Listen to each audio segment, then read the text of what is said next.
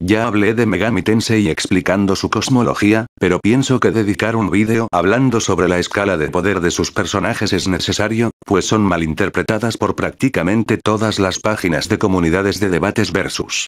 Esto, en gran parte, se debe a que la gente no se informa de las obras que analizan, y buscan encajar en la cultura de que cuanto más fuerte, más genial es un personaje, algo que se puede apreciar en diversos otros medios utilizados para escalar personajes ficticios, como literatura, cómics, manga, etc. Sin extenderme, esto es, el Power Scaling de Megaten, desmintiendo sus malas interpretaciones, y demostrando que los personajes no son tan poderosos como la gente cree.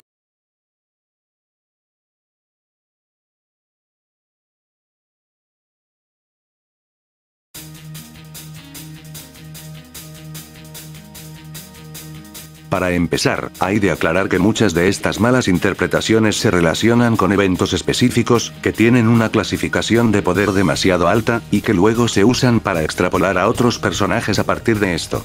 Ejemplo de ello es cuando en los juegos enfrentas a una especie de dios que supuestamente tiene poderes de escalas universales o multiversales, por lo que automáticamente el personaje que los venció obtiene una categoría universal o multiversal. Sin embargo, aquí enumeraré varios puntos de interés que muestran que los juegos están destinados a tener un nivel de poder mucho más bajo de lo que implican muchas de estas clasificaciones. Y qué mejor manera de empezar hablando de la hazaña más conocida de la serie para otorgar niveles cósmicos a los personajes.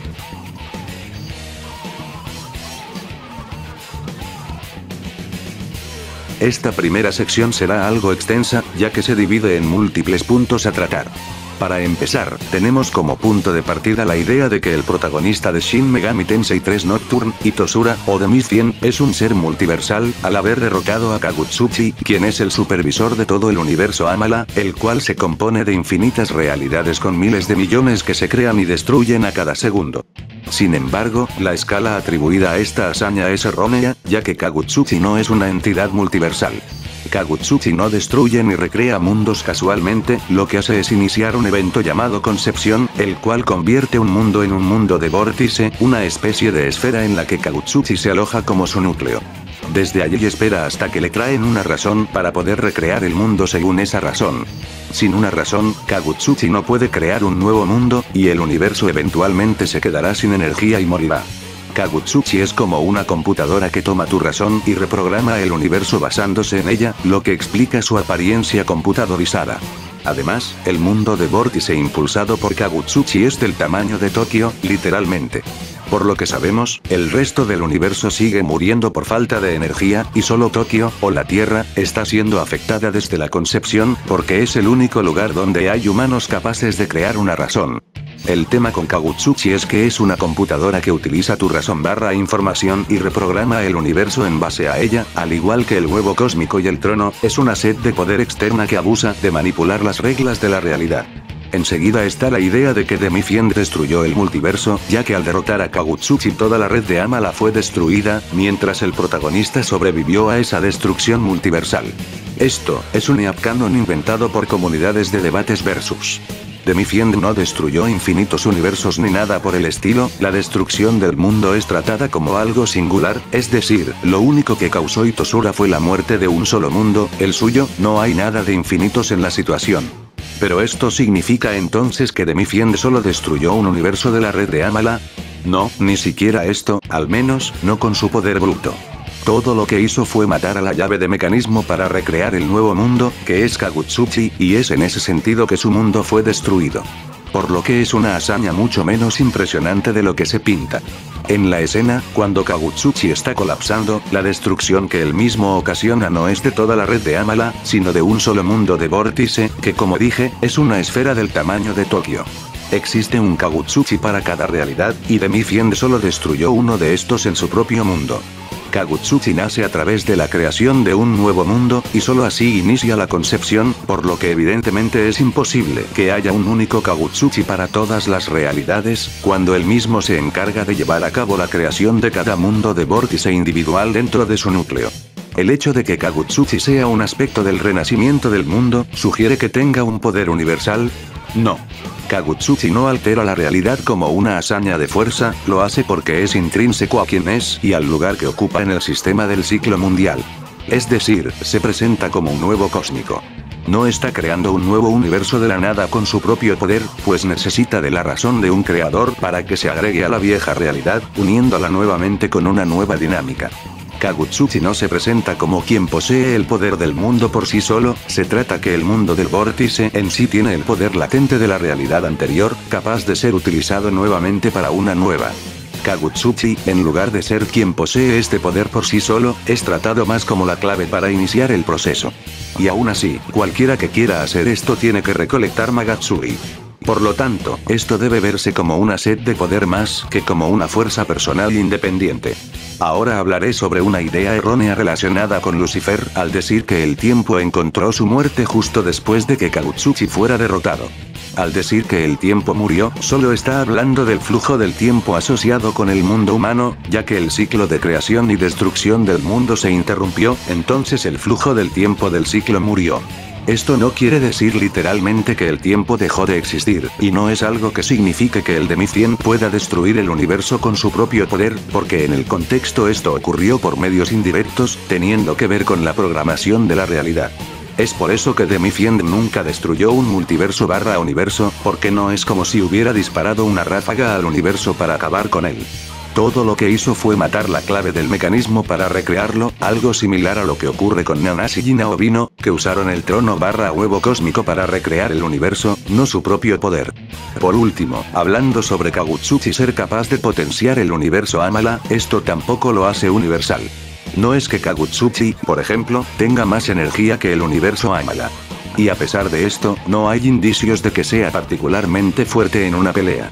El hecho de que Kagutsuchi pueda sostener y energizar el universo Amala ni siquiera lo hace universal, ya que de hecho no sostiene ni controla todo el universo Amala, es la gran voluntad quien hace esto. Kagutsuchi es una emanación de la gran voluntad y está por debajo de él. El papel de Kagutsuchi como entidad es facilitar la recreación de mundos que se han quedado sin energía. Por lo que está claro que ni Kagutsuchi ni Demifien son seres universales o multiversales, ni siquiera planetarios. Las hazañas cósmicas de esta franquicia ocurren como resultado de asientos de poder externos a los personajes que no se traducen en poder propio.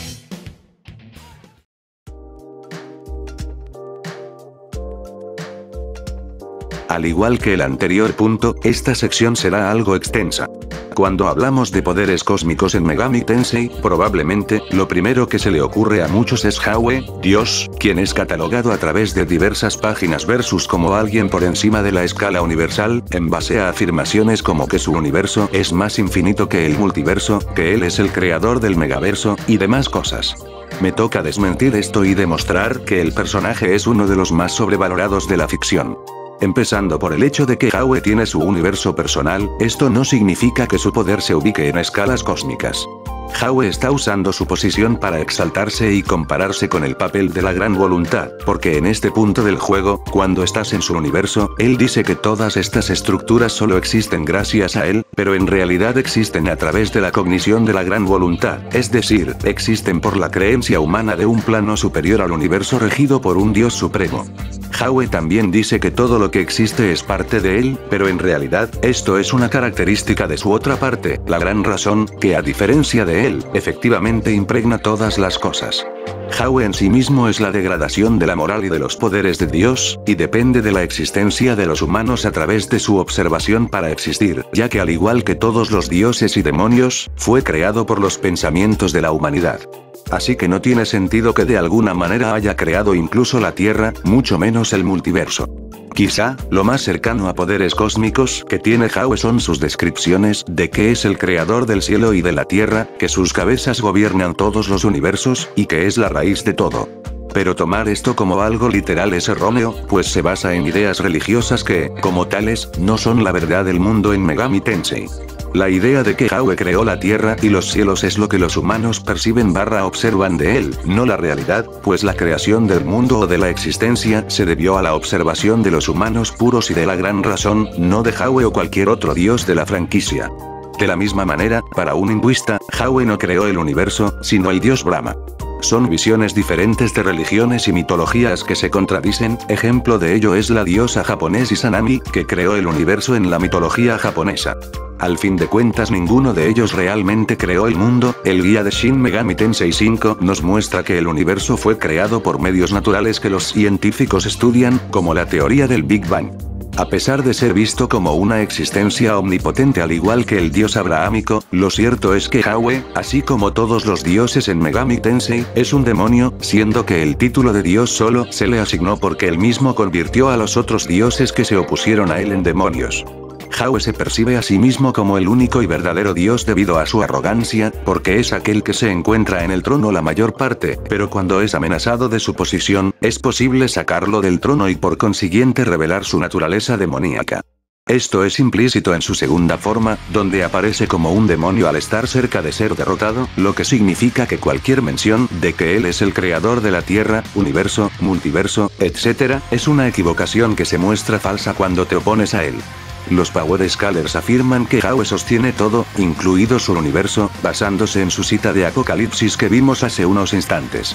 Pero esto es una mentira suya para asustarte y para que no luches contra él, ya que matarlo ni siquiera destruye el universo.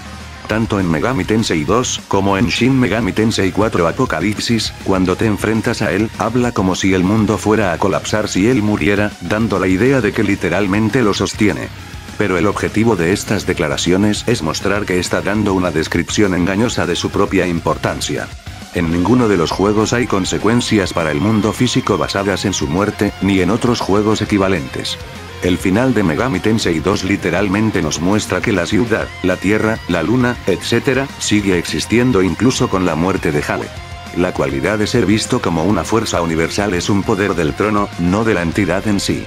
En Devil Survivor 2, vemos cómo Canopus a través de su posición como administrador es tratado como el orden del universo, forjado por los componentes del mundo, donde enfrentarlo es equivalente a enfrentar el mundo mismo. Pero no solo cuando lo derrotas el mundo sigue intacto, sino que puedes sacarlo de su posición de administrador para convertirse en uno, cosa que Nanasi hizo con Howe. Siendo directo, Howe ni siquiera controla todo por completo en el trono. Un tema recurrente es que los dioses de varias áreas se resisten a su voluntad.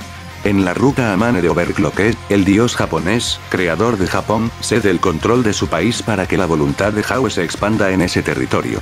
El Mesías se encarga de expandir la voluntad de Dios por el mundo derrotando los dioses de diversas naciones, implicando que Howe nunca tuvo control sobre el mundo en primer lugar.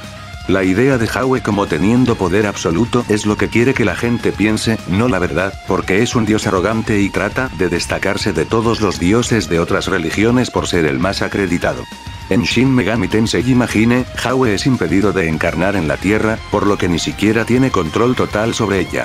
Con esto queda evidente que no solo no sostiene nada, sino que su influencia, por su poder propio, no pasa de la misma Tierra, y que su universo es apenas la cognición de la gran voluntad, de tal modo que el mismo Howe es solo una parte de ella. Howe es una fracción de la entidad que controla el cosmos, por lo que es imposible que él mismo tenga poderes sobre el universo / multiverso, mucho menos que sea trascendente a estas estructuras. Esto de paso desmiente la idea de que Howe escala de la gran voluntad, ya que él mismo es solo una parte de ella. La gran voluntad es la idea de un dios supremo como una gran razón que impregna la realidad, mientras Howe es la manifestación degradante de Dios como una de las tantas entidades supremas que supuestamente gobiernan el mundo, tal como ocurre con dioses de otras religiones. Utilizando el Cábala, la gran voluntad es el Ein Sof, un aspecto supertrascendente de Dios, pero realmente no identificado como algo a lo que orar o incluso relacionarse directamente. El Ein Sof se considera incomparable con cualquier otra entidad, ya que no hay nada que haga referencia a su aspecto de ser en sí mismo, un infinito indiferenciado. Mientras Howe es análogo a Adam Kadmon, que es una proyección de Dios. Así que la gran voluntad, teniendo poder sobre el universo Amala, tampoco es algo que se pueda usar para escalar a Howe, que ni siquiera es un ser planetario.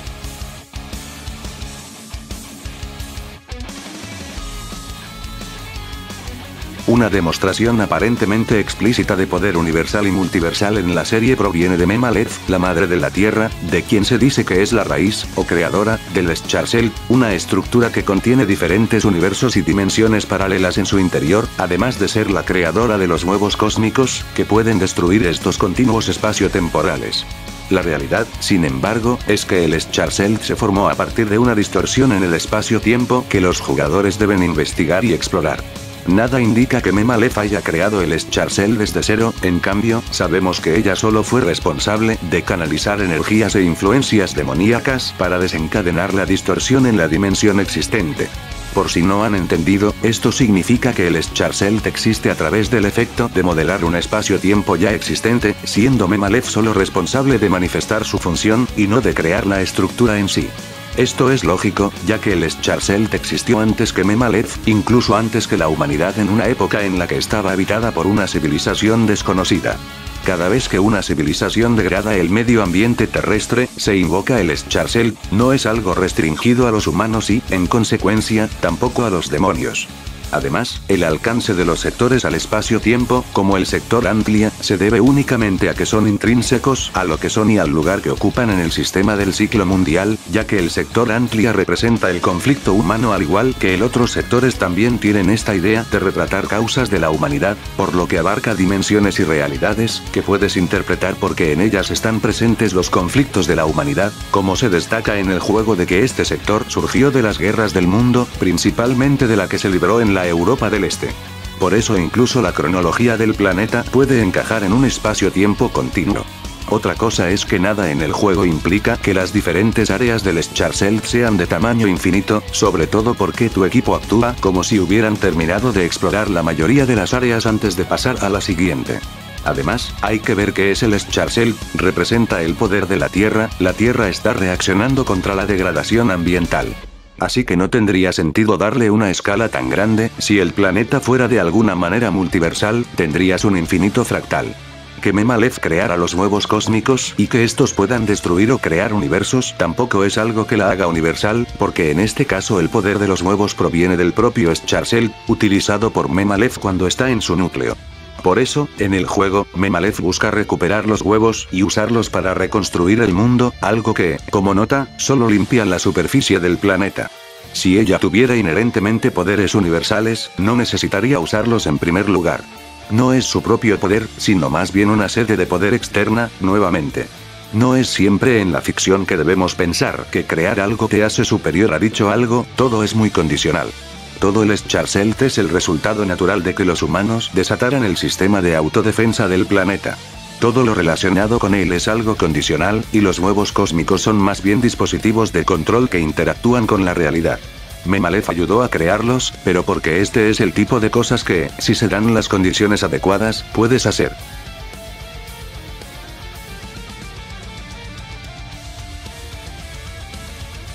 En base al anterior punto, se afirma que personajes como Morax son universales, por crear el sector Antlia, que es un espacio-tiempo. Antes que nada, no se sabe el método de la creación, y no hay razones para pensar que esto de alguna manera escalaría de su fuerza o resistencia física, considerando que crear algo en la serie jamás se ha hecho alusión a capacidad de poder en batalla. Hay que recordar el punto anterior sobre Mema Lev, se dice que ella creó el Schwarzschild, pero resulta que el mismo ya existía antes de ella, que simplemente le dio forma canalizando energía demoníaca. Pero si vamos directo al grano, Morax, en algunas tradiciones esotéricas, es percibido como un guardiano regente del tiempo capaz de influir en su flujo, no crearlo. Podría ser que en el juego, solo quiso decir que le dio forma al sector Antlia, porque nada indica que su poder sea capaz de crear el tiempo con sus propias coordenadas. Además, como dije, el Schwarzschild representa el poder de la Tierra reacciona contra la degradación ambiental, por lo que la escala de los demonios allí no se extiende más allá del rango planetario. Por último, es interesante señalar que es ambiguo si Morax de verdad creó el sector Antlia, o simplemente la Tierra dentro de este para su campo de batalla, pues realmente nunca se dice que los demonios hayan creado los sectores.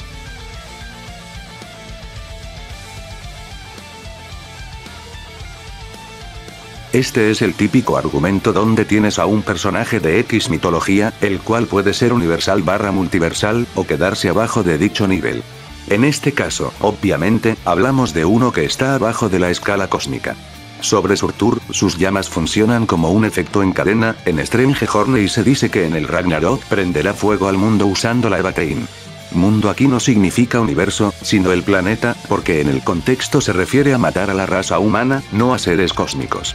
En el juego, los jugadores se encuentran con personajes de diferentes reinos sin viajar a través de portales, lo que sugiere que estas dimensiones están interconectadas y que son pequeñas. Sin mencionar que Surtur no quemó los 9 reinos, de hecho, esta es una profecía del Ragnarok, la cual no sucede precisamente porque personajes de nivel urbano lo derrotan.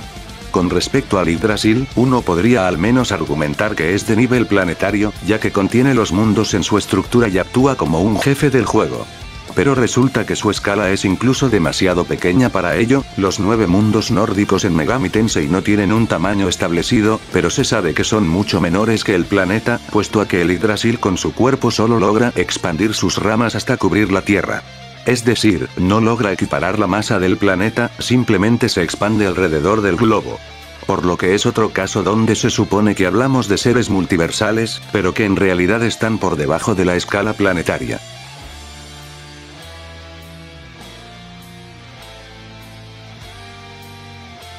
Esto es curioso.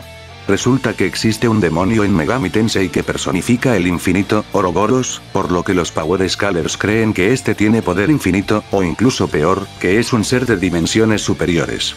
Pero esto está lejos de ser la realidad. El caso de Ouroboros es una metáfora, y no debe tomarse literalmente para otorgar escalas de poder infinitas. Decir que Ouroboros personifica el infinito se refiere a una representación simbólica, ya que Ouroboros suele ser retratado como una serpiente o un dragón que se traga su propia cola formando un círculo completo, y esta imagen simboliza la eternidad, el ciclo continuo, el infinito, ya que no tiene principio ni fin. Al igual que la serpiente que se consume para renovarse, Ouroboros sugiere la idea de renacimiento, renovación y autosuficiencia eterna. La metáfora de Ouroboros personificando el infinito, en el juego más precisamente, está relacionada con la noción de que el universo, la vida y el tiempo son ciclos interminables que se repiten eternamente para la raza humana. Por eso se dice que los humanos, que tienen una vida limitada, no pueden captar el concepto / idea de dicho infinito. El propio Ouroboros como demonio no tiene poder infinito, ni siquiera dentro de esa metáfora, porque en realidad puede ser derrotado por dichos humanos de poder finito / limitado, antes de resucitarse indefinidamente. Un dato extra es que dicha habilidad de resurrección no viene del poder propio de Ouroboros, viene del hecho de que absorbe el flujo de energía del sector Eridanus, y cuando interrumpes el flujo, Ouroboros queda vulnerable y sucesivo a una derrota definitiva. Así que la idea de que tiene literalmente poder infinito es más que errónea.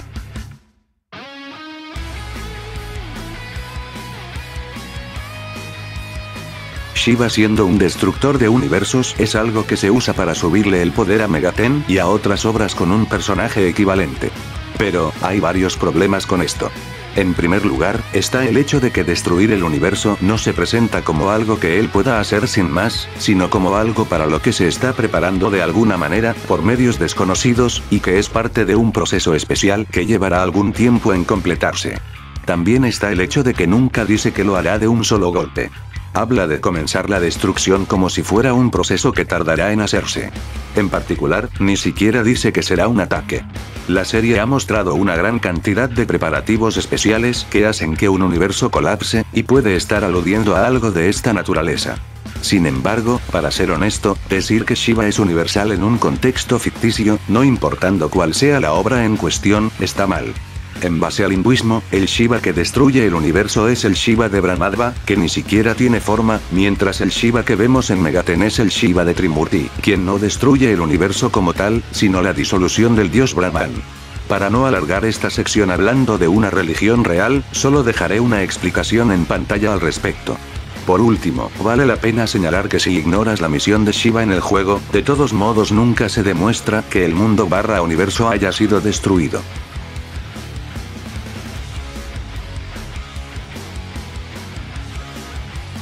Yaldabaoth es catalogado como multiversal por haber fusionado la realidad con el Mementos, es decir, el inconsciente colectivo, volviéndose el núcleo del inconsciente y teniendo poder sobre todas las cogniciones en el mundo.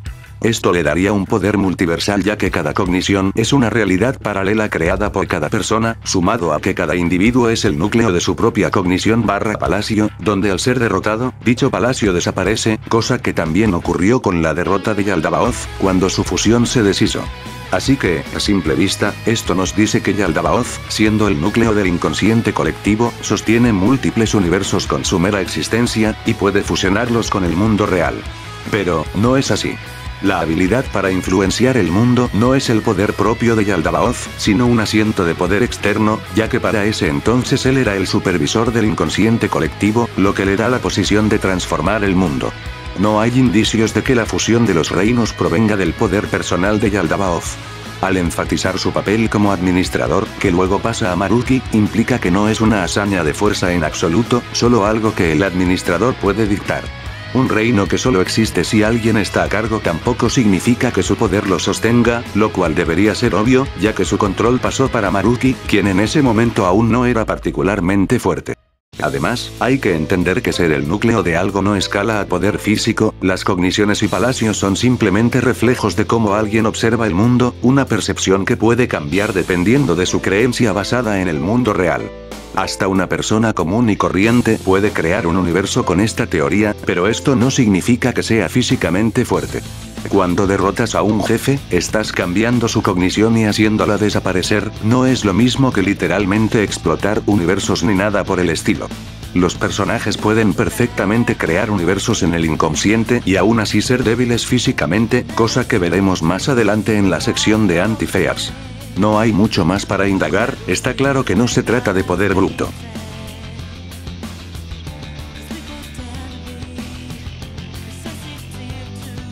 La dimensionalidad es, quizá, lo que más se usa para tratar de poner a Megami Tensei en niveles altos junto de la filosofía. Se usa afirmaciones de que los demonios están más allá del espacio-tiempo para decir que su dimensionalidad trasciende el multiverso, pero esto es erróneo. El hecho de que la expansión sea un lugar más allá del tiempo no es una medida de poder, y tampoco significa que la dimensionalidad de los demonios esté más allá del multiverso. Esto solo significa que los demonios están fuera de la concepción específicamente humana de nuestro espacio-tiempo. El poder / dimensionalidad se basa en métricas de poder, no en estatus existencial, por ende, los demonios no son fuertes porque viven en un mundo más allá del tiempo del mundo humano. Sanaten Shin Megami Tensei 4 te llama una criatura de dimensiones inferiores, pero no habla de ser infinitamente más fuerte que tú, ya que las propiedades de su dimensionalidad superior ni siquiera están especificadas.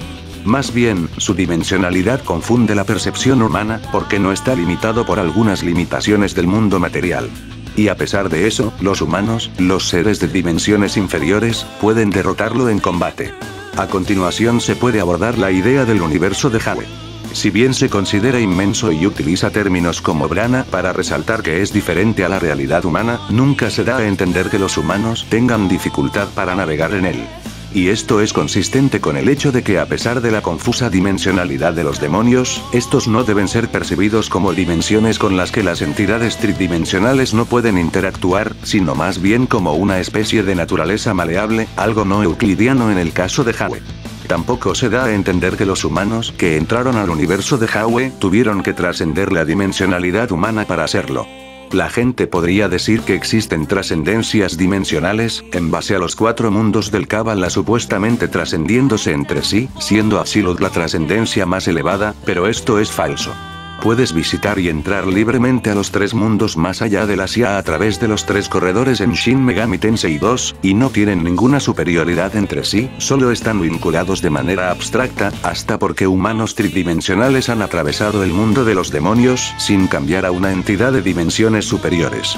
Usuarios de Wiki dicen que el Absolute está absolutamente separado de los otros mundos, por lo que cuenta como una trascendencia dimensional, pero esto no solo nunca se ha implicado, sino que el contexto está distorsionado. El texto habla del Absolute ser un Sefirá oculto e invisible, por eso es inaccesible. El Absolute es esencialmente invisible para los otros 3 mundos, pero eso no significa que los trascienda infinitamente, porque como dije, humanos tridimensionales pueden navegar por los 3 mundos sin problemas. Esto ocurre con Yetzirah, se dice que es invisible para la existencia tridimensional, pero solo hace referencia a su naturaleza no física, no habla de ser infinitamente trascendente. Y el hecho de que se diga que el Absolute esté absolutamente separado de los otros mundos ya es dudoso, ya que es posible accederlo a través del Geburah, que se encuentra en Beria. El juego dice que el abismo no está separado de los otros 3 mundos, sino que está interconectado con ellos a través de los corredores ya mencionados. Lo curioso es que la mayoría de los demonios ni siquiera son conscientes de la existencia de mundos paralelos, por lo que, naturalmente, no pueden interactuar con ellos, y mucho menos trascenderlos. En DX2, una pixie de otro universo es enviada a un universo paralelo, y ella no reconoce a otras pixies y Oberon incluso dice que esos universos normalmente nunca se cruzan. Otra cosa que vale la pena señalar es cómo funciona el programa de invocación de demonios. Si el punto de conexión entre ambos mundos es débil, la cantidad de datos se verá limitada y los demonios no podrán materializar completamente su poder en el mundo humano, lo que básicamente desacredita la idea de que lo vean como ficción o cualquier cosa por el estilo. Siendo directo, y para terminar este apartado, es imposible que los demonios trasciendan infinitamente a los humanos o los vean como ficción, porque ellos están fuertemente sujetos a los humanos y solo existen a través de su observación.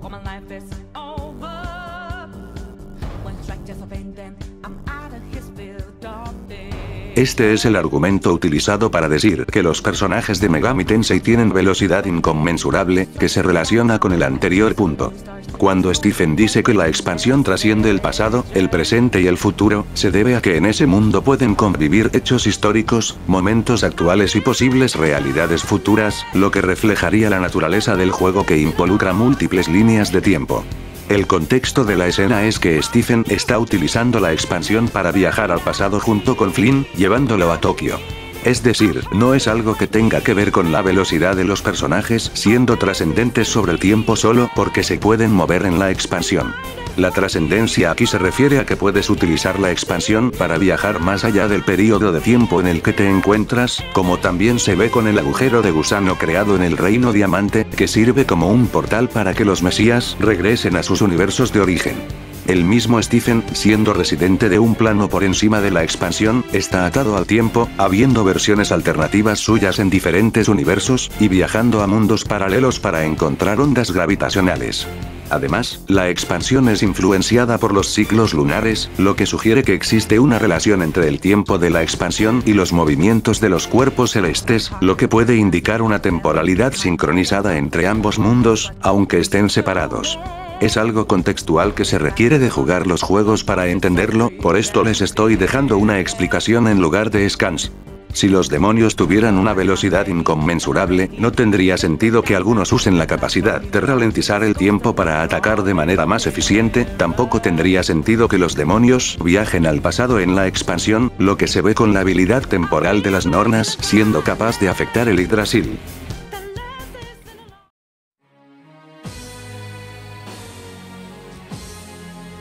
En el vídeo de la cosmología, ya había refutado este scan que usan para decir que los personajes de Megami Tensei están más allá del concepto de dimensiones, pero aparentemente, los argumentos no bastaron para algunos gringos. Según se dice, los seres cuánticos no trascienden apenas la tercera dimensión, sino todo el concepto de dimensionalidad, porque Cerf utiliza la palabra dimensión en sentido general. Pero el hecho de que Cerf también haya usado la palabra, quizá, deja claro que estar más allá del concepto de dimensiones es solo una suposición de un personaje que no puede describir el estado cuántico. Contextualizando, la novela dice que el universo no permite la existencia de entidades de dimensiones superiores, por lo tanto las dimensiones superiores, en un sentido vago, no tienen interferencia con el plano físico. Se menciona que en estas dimensiones superiores no se pueden presentar coordenadas de la tercera dimensión, dejando claro que su trascendencia efectivamente está referenciada a la tercera dimensión. Con este contexto, lo más justo es decir que simplemente trascendieron el plano universal, ya que nada en la novela da indicación alguna de que hayan trascendido cualquier concepto dimensional, hablan de manera restringida al concepto dimensional del universo. También se dice que la naturaleza de estos seres existe a través de todas las posibilidades en todas las dimensiones, son omnipresentes en el espacio-tiempo, lo que también desacredita la noción de que son trascendentes sobre la dimensionalidad, porque literalmente están contenidos en una variación de espacio y de tiempo. Además, se dice que si su autoconciencia se difunde, desaparecerán del mundo material, lo que también prueba que solo trascendieron el plano universal, la tercera dimensión. Para terminar esta sección, la serie de novelas Quantum Devil ni siquiera es canon, ya que no fue publicada por Atlus, y hasta ahora no ha dado indicios de considerar los acontecimientos de la novela en su trama. El sitio RPG Fan, que informa sobre la llegada de la novela, dice que Quantum Devil es solo una reimaginación, no una adición. En el libro oficial publicado Ludoteque número 3, Digital Devil Saga, se explica que los últimos 3 volúmenes de Quantum Devil no son canónicos ya que difieren de la historia de los juegos, son reimaginaciones. Y bueno, la novela en sí contradice el material principal, ya que establece que los seres cuánticos, que esencialmente alcanzaron el nirvana, son omnipresentes en el espacio-tiempo, a pesar de que Stephen alcanzó el nirvana y aún necesita viajar a través de universos en lugar de ser uno con ellos.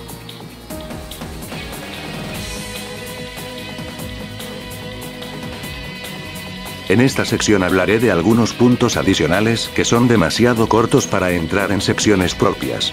Empezando con las hipérboles, Megami Tensei tiene una significativa porción de ellas, naturalmente porque utiliza un lenguaje religioso que ni siempre debe tomarse como literal.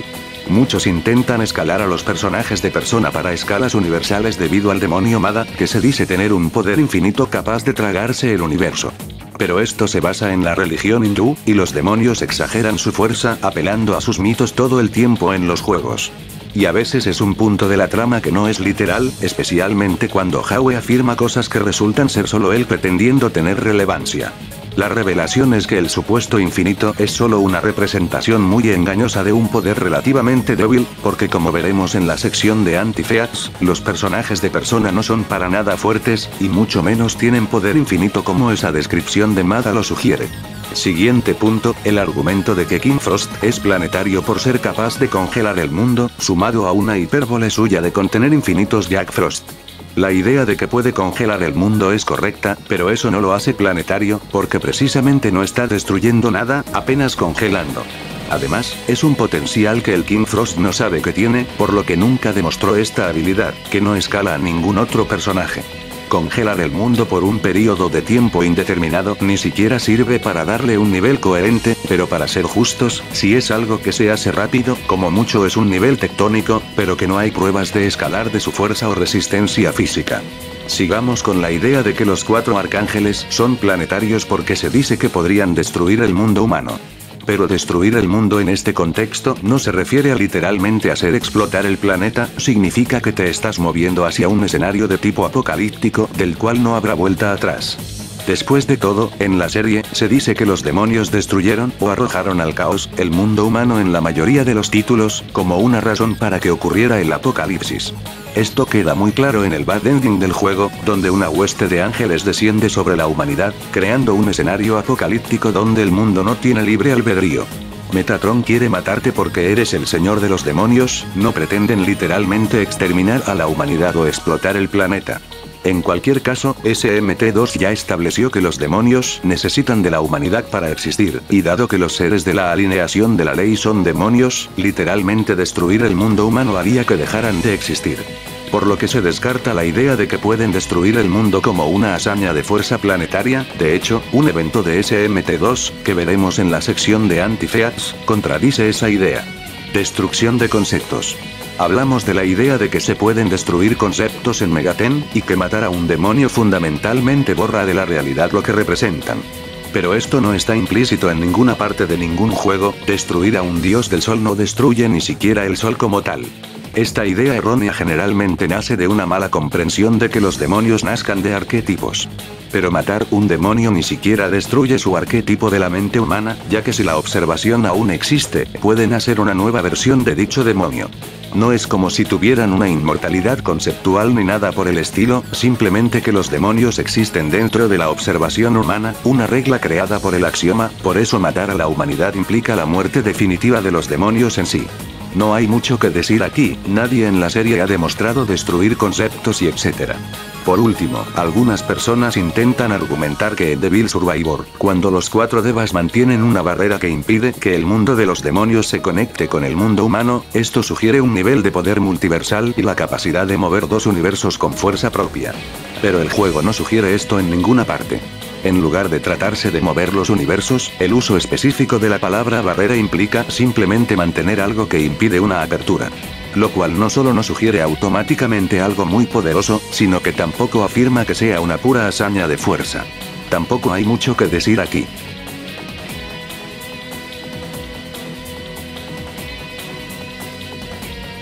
Explicar este punto es importante, pues, para rechazar los antifeats que mostraré en breve, la gente dice que los demonios en el Asia, es decir, en el mundo humano cuando son invocados, son más débiles que ellos cuando se manifiestan en el Atzilut, el mundo demoníaco. La única prueba relevante que usan para afirmar esto es esta afirmación de Himika, que nuevamente, está sacada de contexto. Himika no está hablando que los demonios en Asia sean físicamente más débiles o que tengan menos poder que en Atzilut, ella es un miembro de los Libertadores que instala demonios para darles poder con algo. Poder en Megaten no se refiere a fuerza o poder destructivo, sino a habilidades especiales, porque Asai en Shin Megami Tensei 4, por ejemplo, cuando recibe el mismo poder que Himika usa para potenciar a los demonios, solo obtiene la habilidad de un poder curativo más potenciado. Otra cosa es que no todos los demonios pelean, lo que significa que ella no está diciendo que los demonios en Asia sean más débiles físicamente que los de Atzilut, está hablando de condicionamiento. En Redux, Demeter dice que no es físicamente capaz y que sería inútil en cualquier pelea, a pesar de tener poder curativo. En Strange Journey, el juego se desarrolla en aviones demoníacos, y Mastema incluso menciona que los planos lo debilitan, lo que significa que su inferioridad en el mundo humano se debe a que está compacto con la materia, volviéndose más vulnerable.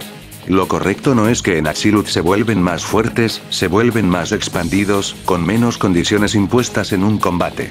Esto muestra que los poderes de los demonios se ven fortalecidos por los espacios en los que sus leyes están presentes, así que por ejemplo, Asia fortalece a los demonios asignados al caos, y habrá lugares que fortalezcan a demonios asignados a la ley y a lo neutral.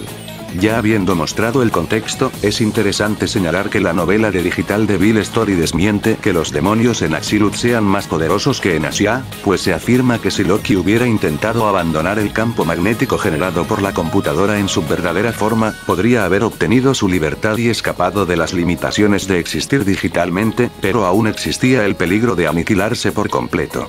Es decir, si un demonio intenta abandonar la influencia de la computadora, que materializa sus datos en el mundo humano, él será destruido, por lo que su verdadero poder / forma no tiene trascendencia sobre el mundo humano, y es solo una existencia digital sin una forma física. En Devil Survivor 2, descubren a través de Fumi que la magnetita está compuesta de materia invisible / oscura que la NDS utiliza para manifestar demonios, y Polaris a través de esto incluso logra hacer converger nuevos demonios en el campo. Por lo que tiene sentido que la verdadera forma de los demonios esté limitada por la computadora y que no sean trascendentes a cuando se manifiestan en el Asia. Para terminar, hay de aclarar que los protagonistas enfrentan a los demonios en ambos mundos sin mostrar una diferencia significativa de poder, por lo que sus antifeats en el mundo humano se pueden considerar al no haber pruebas de que sus verdaderas formas sean físicamente más poderosas, mucho menos infinitamente más poderosas.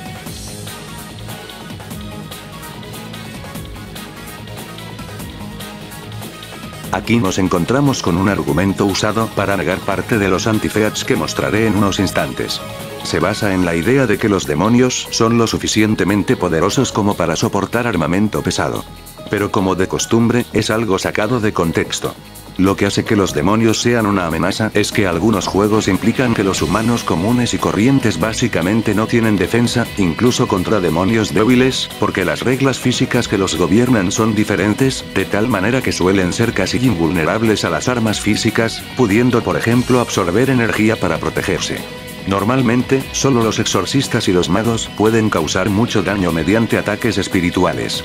Pero los juegos suelen ocurrir en el momento en que los humanos inventan algo como un armonizador, que cierra esa brecha de tal manera que ahora pueden dañar a los demonios, es decir, la humanidad percibiendo que su potencial está más allá de lo místico. Un demonio débil puede ni siquiera ser físicamente más fuerte que un humano, pero sin el armonizador, él podría lastimar al humano, pero el humano no podría lastimarlo. Este desequilibrio es lo que ha llevado a que los demonios sean vistos ampliamente como seres divinos a los que los humanos deberían estar sujetos.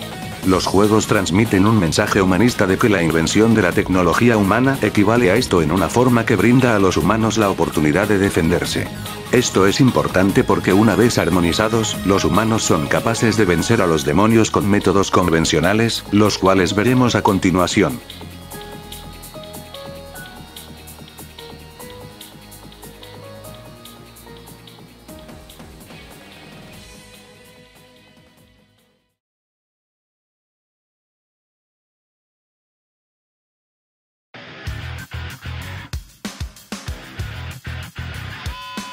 Anti-Feats se refiere a casos en los que se muestra que el nivel de poder de un personaje no es superior a una determinada escala debido a lo que se muestra que no puede hacer o que no puede superar. En esencia, son representaciones de aquello a lo que un personaje es débil para resaltar un límite a su poder. En esta sección hablaré de varios anti-Feats que van en contra de la idea de que los personajes sean poderosos, al menos en el contexto de escalas cósmicas o hasta inferiores.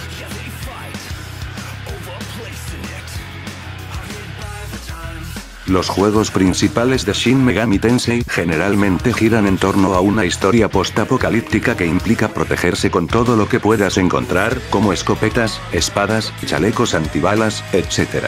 Estas mismas armas serán viables hasta el jefe final, incluso si usas balas no encantadas. Algunas de las armas de nivel superior pueden ser armas futuristas, pero en su mayor parte son armas humanas normales. Y un humano con un jetpack y armas de fuego es visto como un enemigo en SMT2. Vale la pena señalar que los demonios no mueren de un solo disparo, sin embargo, el hecho de que las armas humanas puedan herirlos muestra que sus defensas e incluso su ofensiva no son muy altas. Una forma útil de comprender cuánto daño pueden causar las entidades es analizar qué defensas pueden repelerlas. En los juegos, armaduras humanas ordinarias y no encantadas se representan como algo útil que aumenta en gran medida tu defensa contra los ataques de los demonios. Esto incluye cosas como almohadillas de hockey, chalecos antibalas, y cosas como armaduras de caballero. Esto tampoco se limita a tus personajes, porque hay enemigos como el Terminador humano también usando armadura para defenderse. En Persona 3 Portable, Shinjiro puede sobrevivir a un disparo de pistola por parte de Takaya, solo porque un reloj de bolsillo bloqueó la bala. En Persona 3 la película 2, Shinjiro directamente muere por un disparo de pistola común. En Persona 3 FES, Junpei casi muere por un disparo de pistola común también. En Persona 4 Golden, el protagonista, Jun Arukami, es amenazado por un revólver. En Persona 5, Akechi es amenazado por subversión cognitiva con una pistola normal. Esto tiende a relacionarse al hecho de que si bien los usuarios de Persona tienen poderes especiales, ellos siguen siendo humanos factibles a morir por métodos convencionales. Un cóctel Molotov es una botella de vidrio que contiene una sustancia inflamable como gasolina, alcohol, o una mezcla similar al napalm y una fuente de ignición, como un mechero, mantenida en su lugar por el tapón de la botella. En los primeros juegos, esta es un arma que se trata como el equivalente a lanzar un ataque mágico basado en fuego contra un enemigo, algo que otros juegos también establecerían. Si bien este no es un ataque basado en fuego demasiado fuerte, todavía muestra que los demonios son vulnerables a construcciones simples. De manera similar, una granada es un elemento en los primeros juegos que se trata como el equivalente a un ataque mágico basado en la fuerza. Al principio de Strange Journey, hay una escena sobre el uso de una C4 para destrozar paredes, a pesar de que obviamente tienes varios demonios contigo en este punto, lo que implica que tus demonios son más débiles que una carga de C4.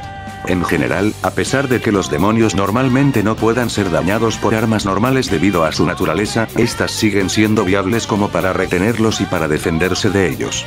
Con solo este punto, la idea de que estos seres son entidades de poderes cósmicos queda totalmente descartada.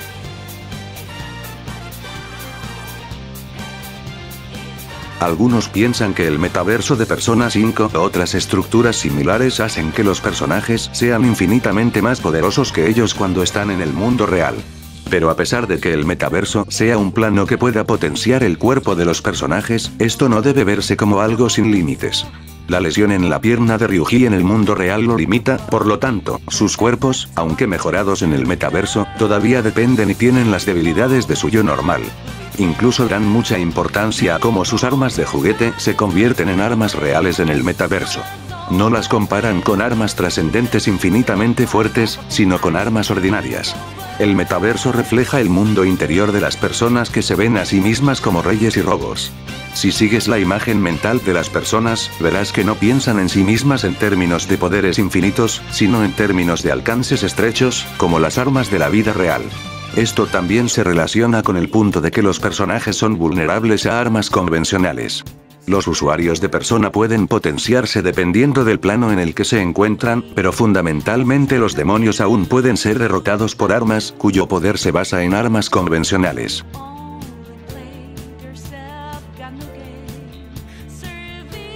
En Soul Hackers 2, la fuerza de agarre de Soma Zenon se describe en el sitio web oficial del juego como de 500 kilogramos, que es aproximadamente 10 veces mayor que la de un humano promedio en la vida real.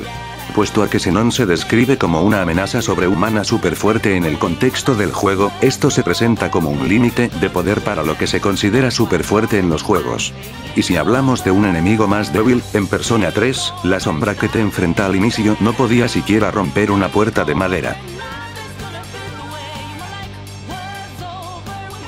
Es notable el cómo los personajes son mantenidos en cárceles y se muestran impotentes para escapar. En Persona 5 Strikers, los ladrones con sus poderes quedan atrapados en una jaula y se muestran incapaces de salir por cualquier medio. No es hasta que Futaba logra abrir la puerta desde afuera que ellos escapan. En Persona 3 FES, tu equipo queda atrapado por una jaula de acero, sin poder hacer nada para escapar. No es hasta que Shuji envía un grupo de rescate que ellos escapan de allí. De hecho, la trama de la duología de Shin Megami Tensei 4 se trata literalmente de cómo Tokio está cubierta por una cúpula de roca. Esto se presenta como suficiente para mantener contenidos a la mayoría de los demonios, sin nada que indique que la cúpula tenga algún medio mágico particular para mantenerlos atrapados. En general, hay muchos puntos de la trama que involucran aspectos de edificios que impiden a los personajes. En Persona 5, tu equipo trata los edificios en ruinas como algo que realmente los dañaría o los mataría si colapsara encima de ellos. No hay ninguna razón implícita para no tomar estas escenas literalmente tal como se presentan. No actúan como si simplemente les preocupara que el edificio esté a punto de colapsar, sino que el desmoronamiento en sí y las piezas que caen son una amenaza real para ellos. En particular, la escena donde escapan del palacio de Futaba muestra que se requiere una camioneta para que puedan escapar con éxito, lo que también desacredita su velocidad. La idea de que construcciones en ruinas son un peligro para los personajes es algo que también se ve en el caso de Maruki, cuando consideran peligroso estar en lugares así.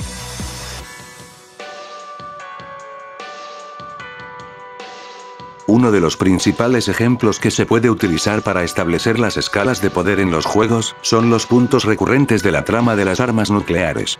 En varios juegos, los demonios de alto nivel usarán armas nucleares humanas, ya que pueden hacer mucho más daño que ellos, y por otro lado, se representa como si solo los demonios de nivel superior, o en ocasiones ni siquiera ellos, pudieran sobrevivir a una de estas armas.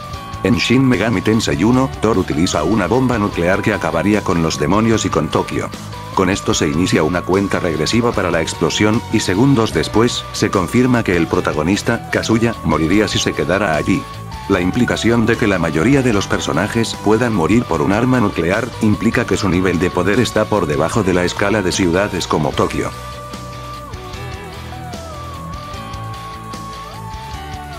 En Shin Megami Tensei Imagine, un punto de la trama es que la inundación que cubrió Tokio acabó con la gran mayoría de los demonios, incluidos los bastante fuertes.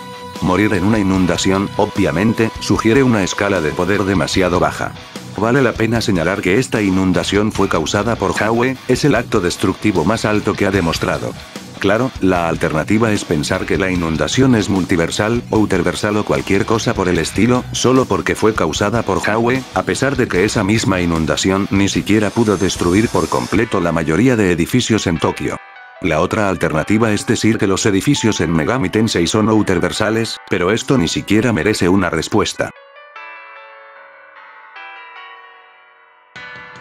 El daño de caída es algo que también existe, y demuestra un límite en la resistencia de los personajes. En Persona 5, a pesar de que su cuerpo esté potenciado en el metaverso, Ann todavía considera que una caída de una altura considerable puede matarla.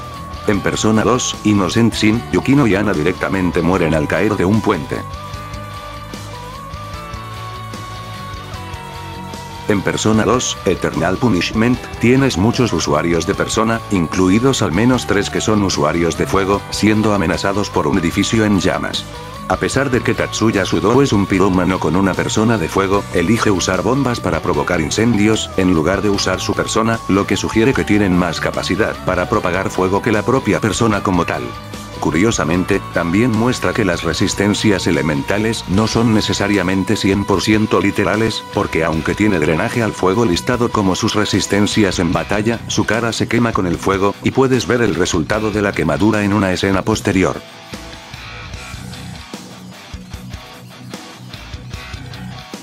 justo antes de la misión final de Devil Survivor, se muestra que tu equipo tiene que subir corriendo las escaleras de un rascacielos para llegar a la cima. Se presenta una escena en la que se cansan por el esfuerzo, y les molesta lo alto que es el edificio. Esto debe verse como un anti-feat relevante, ya que demuestra que no tienen una velocidad o estamina sobrehumanas que haría que tal cosa fuera irrelevante. En Persona 5, Akechi considera que un puñado de policías humanos normales es suficiente para derrotar a Joker, siempre y cuando esté separado del grupo. Como un usuario de Persona con fuerza similar, la implicación no es que no sepa de qué son capaces los usuarios de Persona. Joker termina perdiendo ante un grupo de policías comunes y corrientes, que no tienen poderes mágicos. Si bien es cierto que cayó en la trampa voluntariamente, porque ser capturado era parte de su propio plan, esto aún debe considerarse un anti-feat. La razón es que Akechi, un usuario de Persona que es casi tan fuerte como Joker, tendió la trampa para empezar, bajo el supuesto de que esta cantidad de policías debería ser suficiente para capturarlo. Y como tal, tendría una buena idea de cuántas personas tendrían posibilidades razonables de ser capturadas. El evento fue, en esencia, una broma deliberada hasta que fueron atrapados de una manera aparentemente plausible. Básicamente, estaba jugando una pelea que en realidad era realista para él perder, ya que obviamente no sabría que Joker se dejaría capturar, y si la policía no fuera capaz de dañar seriamente a los usuarios de Persona, Akechi tendría que matar a Joker en ese momento, usando a la policía como distracción. Todo el arco pierde sentido si intentas evaluar al Joker de tal manera que la policía no tenga ninguna posibilidad realista contra él. En Persona 5 Strikers, Joker, Ryuji y Morgana son capturados por una simple red que cae sobre ellos. Aunque se desconoce la naturaleza de la red, nada sugiere que sea de naturaleza incomprensiblemente fuerte. En la escena Joker también es noqueado por un bastón policial y el equipo es retenido por unas cuerdas para ser capturados. Los barcos también son cosas que imponen límites en el poder de los personajes. En Persona 5, la explosión de uno, por ejemplo, es suficiente para hacer pensar que un miembro de tu equipo murió. En Strange Journey, el demonio Orcos se fusiona con los restos dañados del elfo, que es un barco. Mastema, que es uno de los demonios más fuertes del juego, habla de este suceso como si colocara al demonio más allá de su propia capacidad para lidiar con él. Esto, en suma, sugiere que grandes estructuras pueden limitar la escala de poder de los demonios.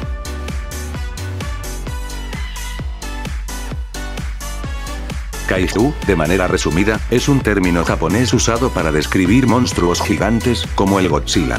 En Megaten, es notable que muchos de los que se hacen pasar como los demonios más fuertes, tienden a ser kaijus físicamente gigantes. En Shin Megami Tensei 2, el dragón Kusuryu se presenta físicamente inmenso en comparación con otros demonios, y se habla de que si todas sus cabezas fueran despertadas, sería inmensamente más fuerte que cualquier otro demonio por un amplio margen. Pero su fuerza no se describe como ningún tipo de ataque mágico externo, sino como un hecho de su tamaño en general. Esto se ve cuando solo una de sus cabezas despierta y destruye el Millennium estrellándose contra ella. En Persona 5, Yaldabaoth no es tratado como un desafío peligroso por ser el administrador del inconsciente colectivo, sino porque tiene el tamaño de un edificio, literalmente. En términos de batalla, los personajes se preocupan con el tamaño porque les parece inconcebible la idea de que pueden enfrentar algo de esa magnitud. Esto generalmente implica una escala de poder baja, porque en escalas altas, el tamaño tiende a ser menos relevante. En Persona 3, Nyx se representa como uno de los pocos ejemplos de un destructor de planetas en la serie, esto se debe a que él mismo es físicamente casi del tamaño del planeta, siendo mucho más grande que cualquier demonio. Nyx es la verdadera forma de la luna y es visto como un alienígena gigante capaz de destruir planetas. Lo que hace que esto sea notable es que se ve como algo funcionalmente imposible de derrotar, lo que se relaciona como una metáfora de la realidad ineludible de la muerte. Como se ve que algo del tamaño de la luna y el nivel del planeta está mucho más allá de lo que cualquier demonio o persona es capaz de detener para proteger la Tierra, el juego termina con Nyx simplemente siendo sellado nuevamente, colocando así la fuerza implícita de cualquier cosa en la Tierra muy por debajo de ese nivel y, nuevamente, equiparando tamaño con fuerza.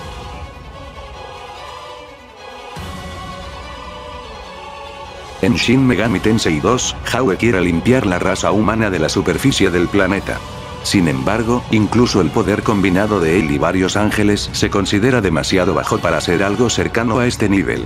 Entonces, a principio, le ordena a Lucifer que despierte el dragón Kusuryu para hacerlo, utilizando sus 9 cabezas para destruir el mundo.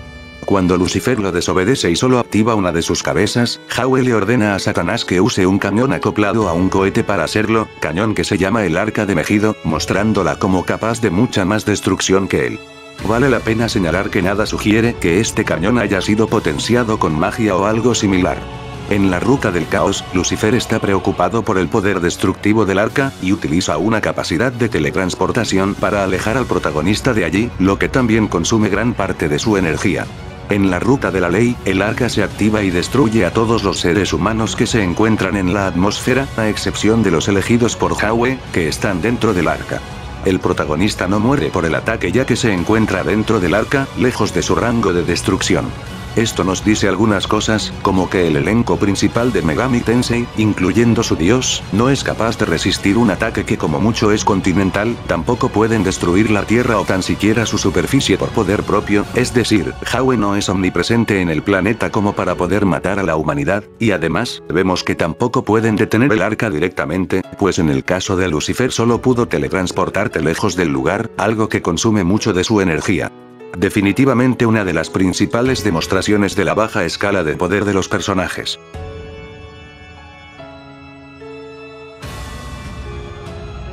El propio Schwarzschild es retratado como una fuerza mucho mayor que cualquiera de los demonios individuales dentro de él. Pero el Schwarzschild en sí se describe como algo que solo es capaz de limpiar lentamente la superficie del planeta durante un largo periodo de tiempo, a menos que se libere el poder de los huevos cósmicos para crear un mundo nuevo, donde el Schwarzschild limpia la superficie en un corto periodo de tiempo. Por extensión, esto pondría a los demonios muy por debajo de eso. El Schwarzschild representa el poder de la Tierra está reaccionando contra la degradación ambiental, esto pone un límite al alcance del poder de los demonios.